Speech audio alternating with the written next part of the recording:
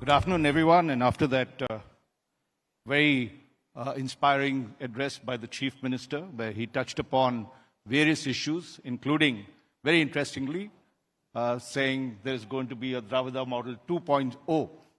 And that presumes, as my colleague was saying, that the DMK is coming to power again. And with that, let's turn to Dr. Palanivel Thiagarajan, the dynamic Minister of Information Technology and Digital Services for Tamil Nadu, a veteran, and always a pleasure to talk to you. Well, first, thank you for having me. I was just reminded that I met you for the first time when you came for the first South Conclave when I was an opposition MLA, and my Chief Minister was the leader of the opposition. Yes. And we both participated at that time. Thank you for giving us the opportunity. I'm glad to see that it's now in its 6th edition and you've gone from strength to strength. So thanks for having me back. Thank you. As he's known, PTR, if I may call you that. And one of the things, you've worn several hats and now you've moved into information technology and digital services.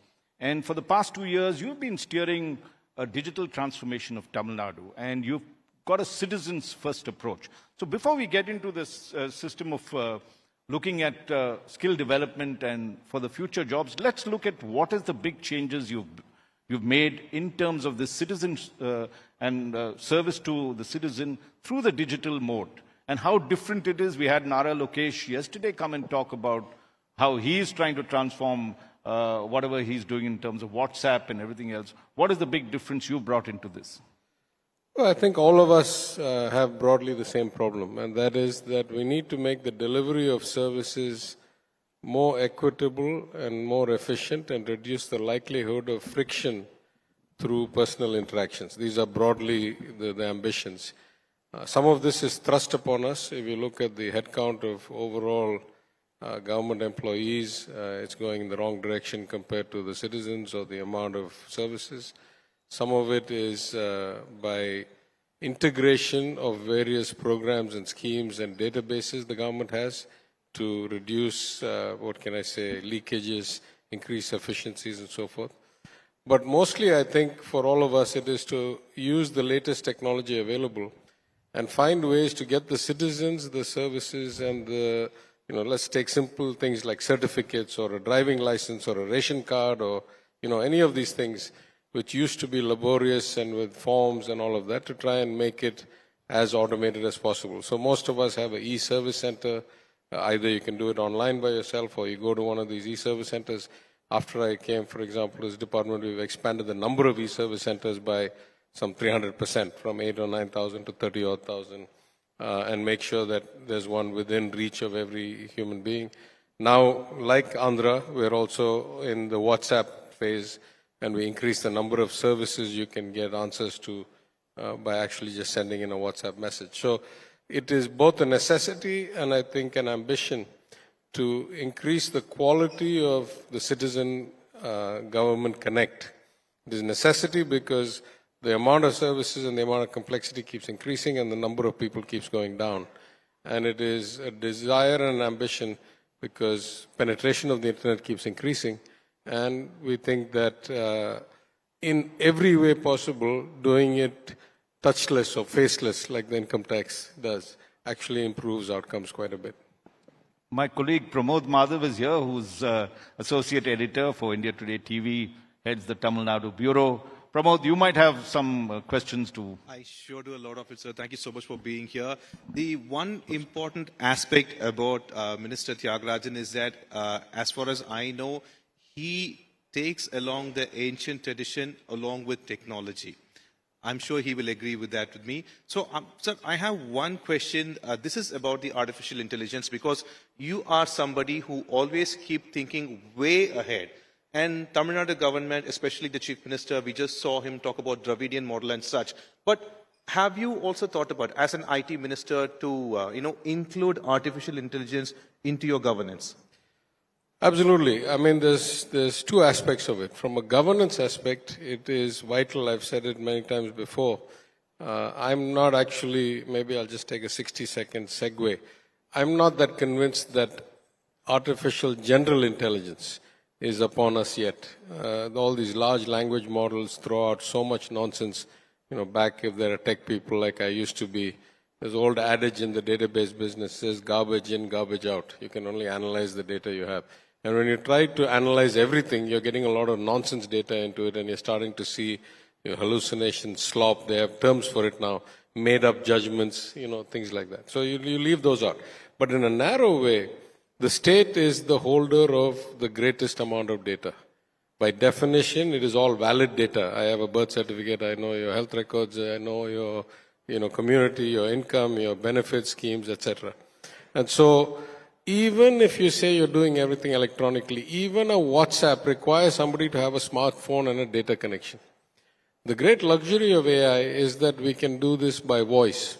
And assuming everybody can speak, even if they can't read or write, then AI-based services with automated voice recognition processing through the government's own relatively 100% pure databases is, to me, the actual democratizing kind of holy grail, that we can deliver all of these things to all the services, to all the citizens. That is the government's role. But the main agenda for your session here is to change, what is happening to the nature of work and how are we adapting to that.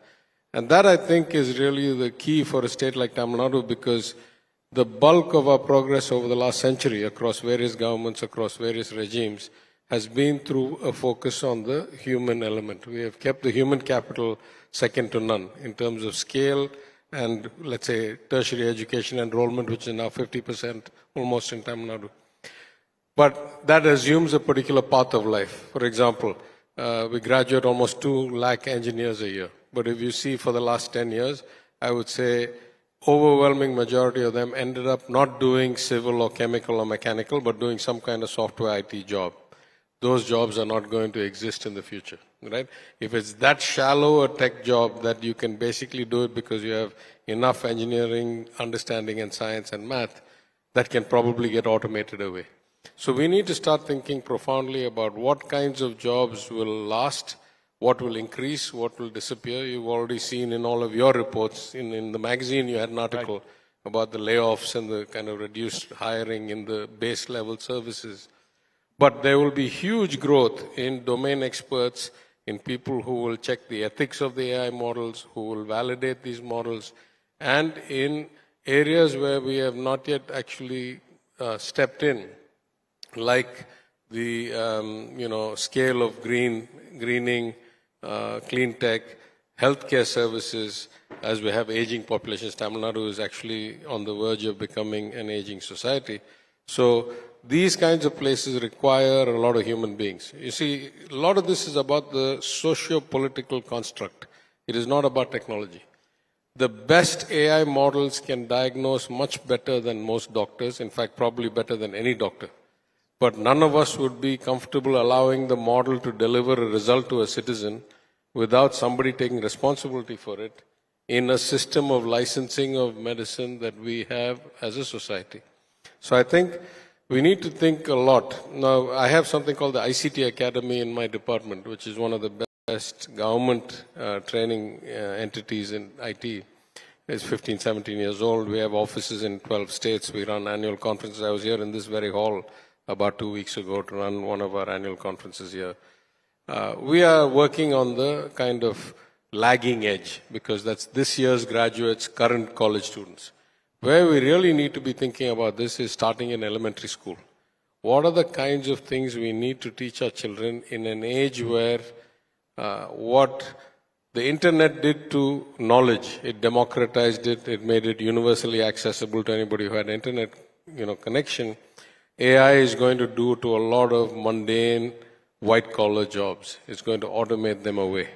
So what is it that we should be teaching our children when the nature of the job market, not today, but in the next 20 years, is going to change dramatically? And our Chief Minister has already got a focus on that. We're working with companies like Google and Microsoft and trying to change the curriculum and the approach to education, starting from the elementary school upwards, and that includes the faculty. You have to teach the teachers first to go that way. Sorry, long answer. Yeah. Well, taking off from what you said, if you look at Coimbatore, it's got the salubrious climate that, say, Bangalore has has the entrepreneurship. Of course, that's moved in different directions, and Bangalore became the Silicon Valley for India.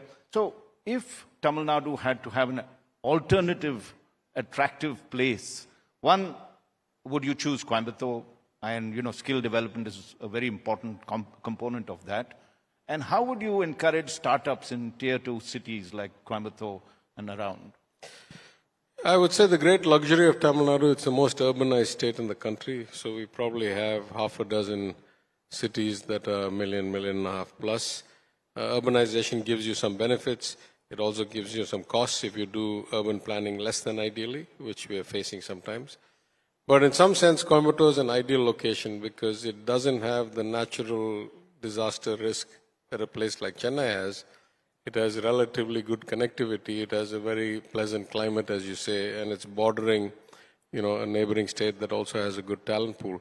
So if you go back even 100 years, Coimbatore has always been an engine of industry and enterprise. And that is starting to translate now into the tech in general, but AI in particular. I myself came and opened a company about 6 months or 8 months ago. They are suppliers of image processed for machine learning for automated vehicles. So it's like 300-seat office I opened here through a person I met when I was on a tour of the Bay Area last year. And she committed and she came and opened an office here. So Coimbatore has many advantages, much like some of the other second-tier cities, but particularly Coimbatore has a lot of colleges, a lot of talent. I would say the civic amenities are even better in some sense than they are in Chennai. Like if you see the last 5-10 years, the access is very good, a lot of international flights here. And of course, everything starts with the talent, but as you say, the climate, the mindset, this has always been a growth and industrial mindset kind of city. So even when I was an MLA, I used to get invited here so often that I joked that people asked whether my constituency was Madurai or Coimbatore because there was so much happening in Coimbatore that I'd get invited all the time to participate. And I've probably been here 4 or 5 times in the last 3 months. So that's how much activity is going on here. From our department's perspective, we are expanding all of our platforms from the ICT Academy to the IT&T. We started something called the Information Technology Hub of Tamil Nadu after we came to office and I was then finance minister. I funded it. All of these we are setting up regional campuses or regional offices and of course ICT we always had in Coimbatore. And we are making sure that people are supported wherever the talent is rather than forcing the talent to come, particularly to a place like Chennai, which has got big city problems like Bangalore and so forth. So we are trying to support development in second-tier cities generally.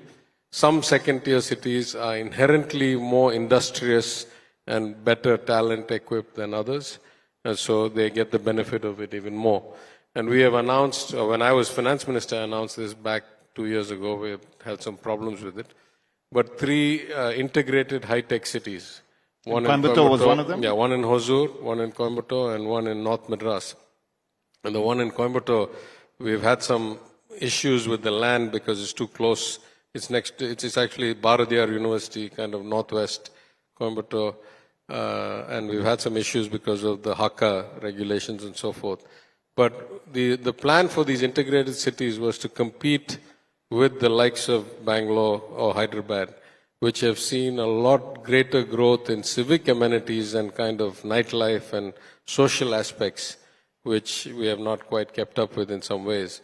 So these were integrated commercial plus residential plus hospital plus school plus malls plus theaters plus, all of it together. And we hopefully will get at least kicked off. The other major commitment which my chief minister has had is that in my department, ELCOT has a SEZ, which is on the main road between the airport and the city. It's on the other side of this airport.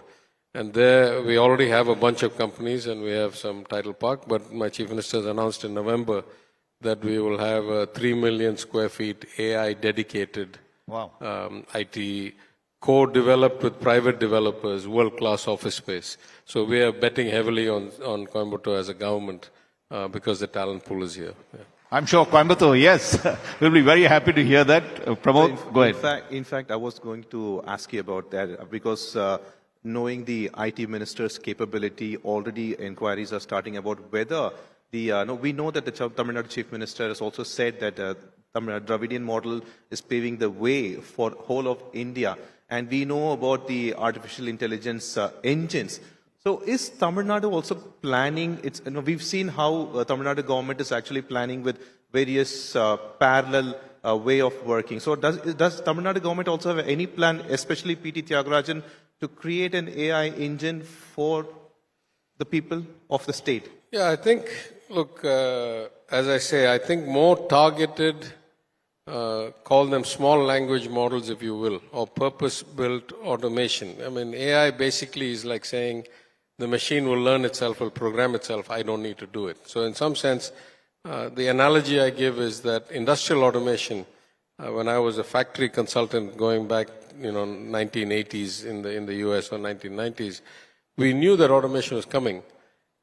But, manual labor still paid back in those days in manufacturing, $80,000, $90,000 a year in compensation. I'm saying in that day's dollars, not today's.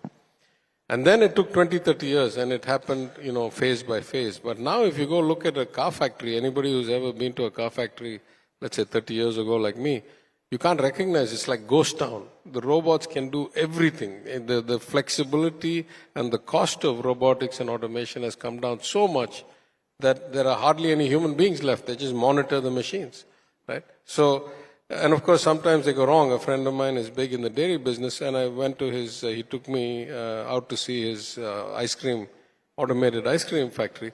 And the error rates, in my opinion, are too high. Like, you shouldn't waste that much ice cream. That's a sin anyway. But, automation comes in its own way.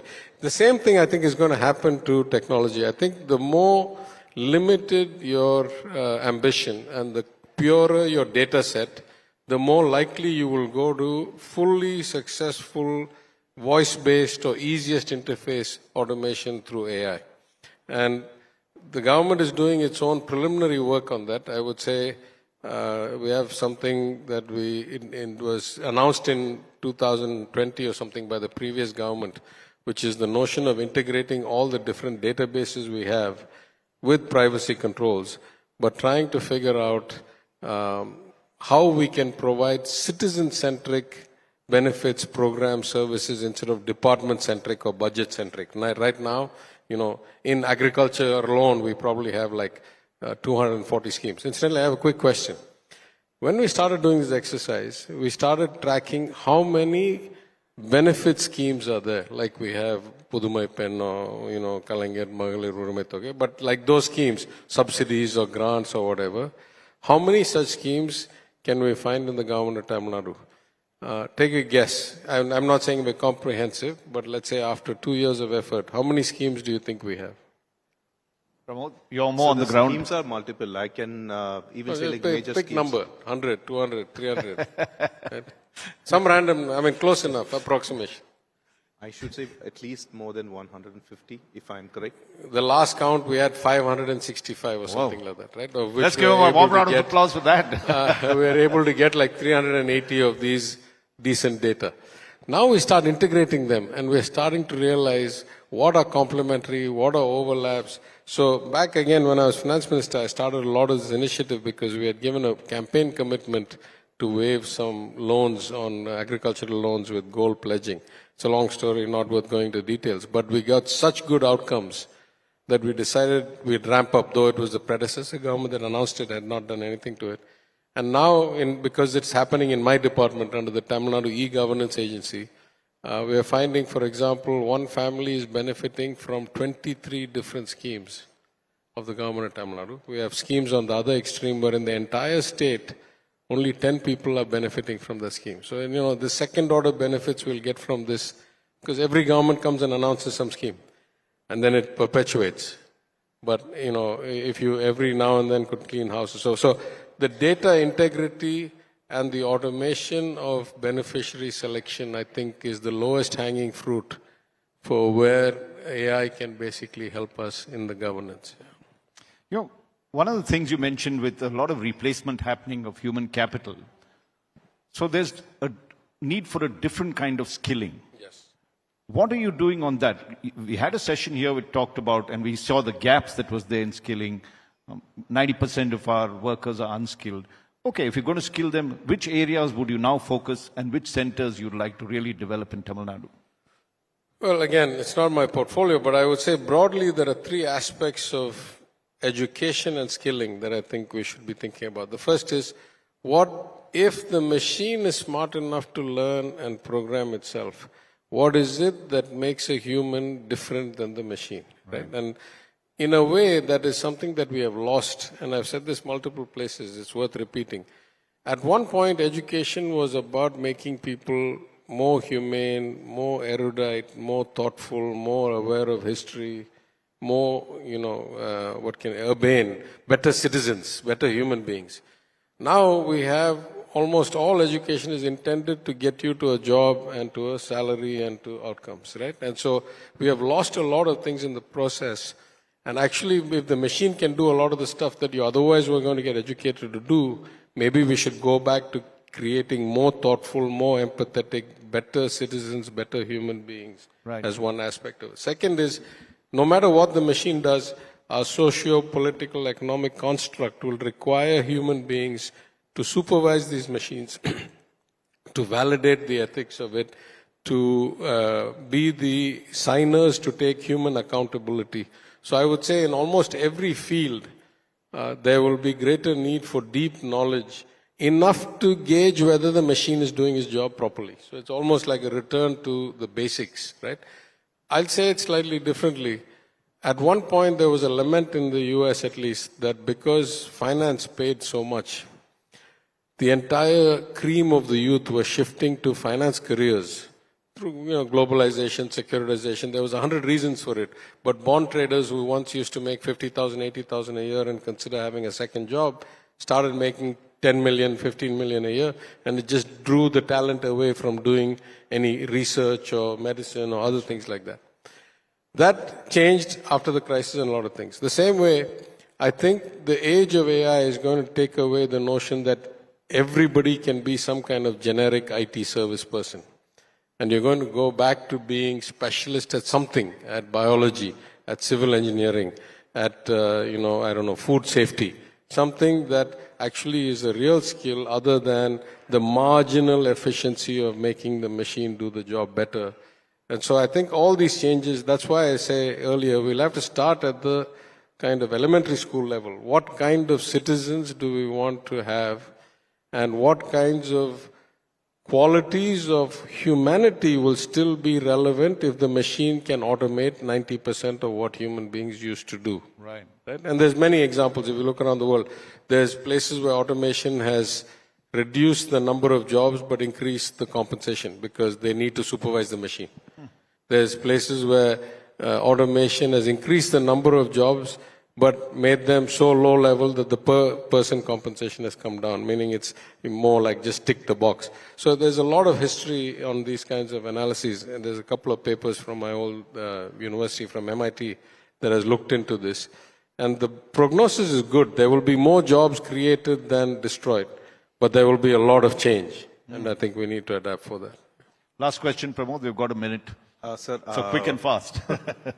So very clearly you mentioned that you are equipping the children of the state of Tamil Nadu to be AI friendly or AI aware. Can you give us one or two steps taken for that? And it's a hypothetical but a very interesting question that's been put forward already. In case you are creating an AI engine, what would you name it? No, we're actually investing a lot in Tamil language databases and Tamil language models through my TVA, Tamil Virtual Academy, and we're working with Bhashini and a lot of the national districts. So naming and all is the realm of the Chief Minister. I won't get into that. Would you suggest but I would say that from an education perspective, I think we have 2 million odd people trained in partnership with Google through some of the things. My education minister was here yesterday, right? I don't know if he mentioned some of it. My colleague was here in the event yesterday, Anbil. Yes, yeah. He was there. And then in ICT Academy, we are trying to train a lot of the faculty of these institutions about the notion of learning, because it's a bit late stage. We're just now helping them adapt on the margin. to teach properly, you'll have to start at the basics, and only that'll take a generation to implement. Yeah. Okay, we are bang on time and out of time as well. Always, Dr. Thiagarajan, always a pleasure to listen to you. Brought out very important points, both in terms of citizen services, looking ahead, skilling for the future, the role of AI. For all of them, invaluable insights. Ladies and gentlemen, please give PTR or Dr. Palanivel Thiagarajan a very warm round of applause. Thank you so much.